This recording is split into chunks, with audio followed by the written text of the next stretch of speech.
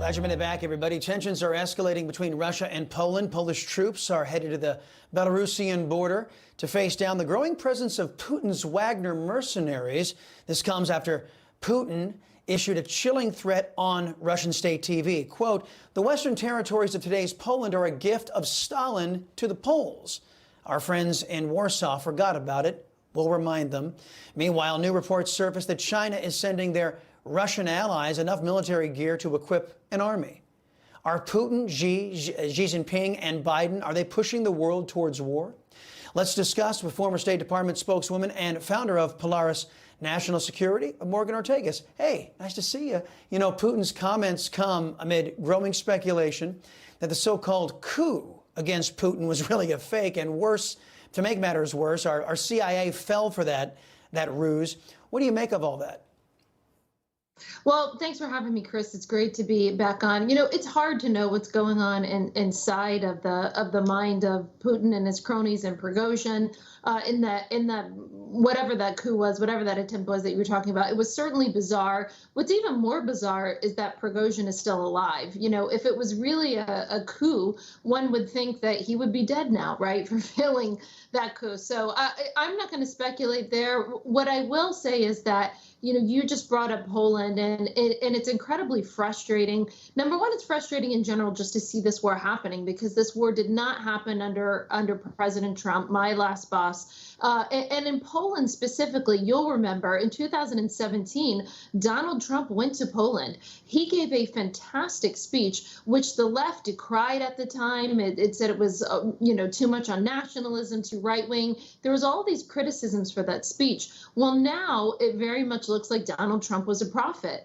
especially when it came to our strengthening Poland, and his speech, and like I said, was incredibly timely. The emphasis that Trump put on our partnership with Poland is something that the left should have not have ignored. They shouldn't have made fun of Trump. They should have learned from him, because he was right.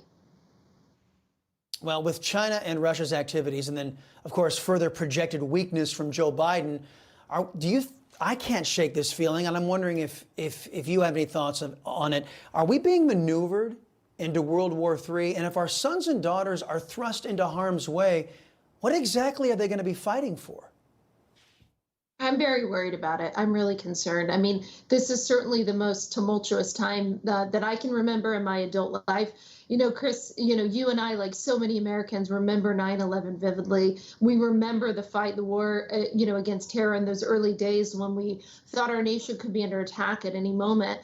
And as ominous as those days felt, I will tell you, when you look at what Xi Jinping says, right, when you look when he recently met with Putin, what did he say? And I'm paraphrasing here, but he said there was going to be a change in the world order that the world had not seen in 100 years, right? And that is obviously before World War II, which was over 80 years ago. So, you know, we often, for whatever reason, the left in the United States does not believe dictators when they speak.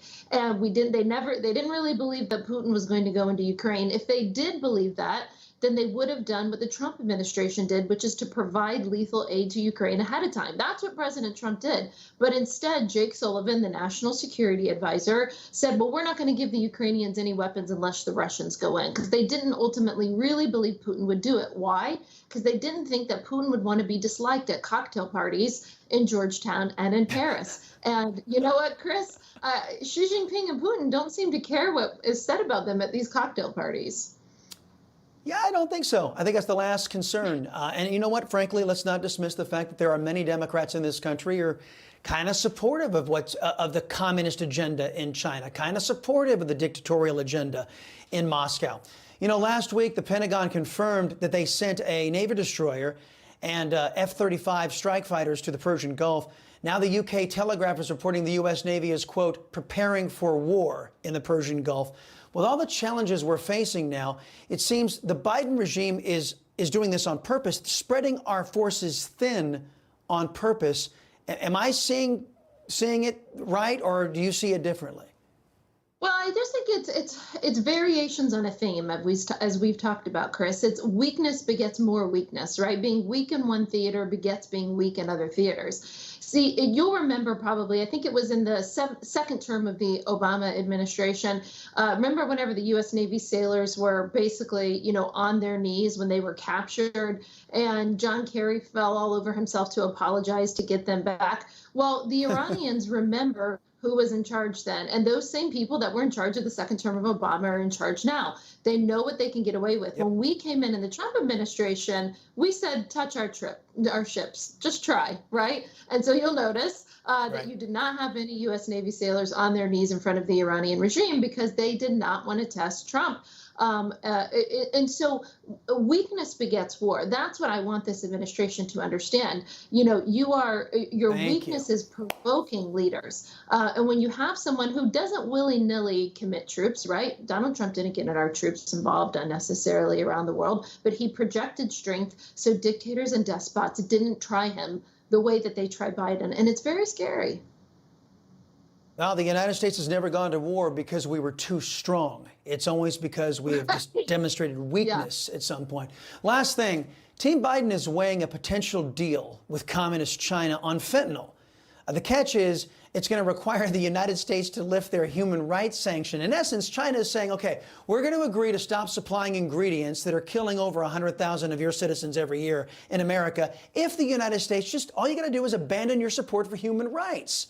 Now, this is crazy. This is nuts, which means Team Biden is likely going to push for this. What are your thoughts? Well, yeah, the way the Wall Street Journal is reporting it is the decision hasn't been made.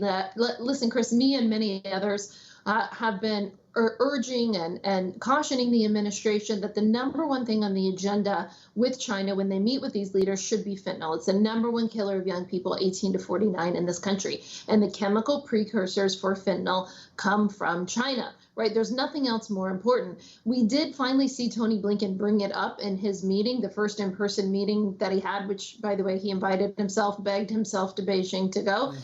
And essentially, he was patted on the head and told that they would establish a working group to talk about fentanyl.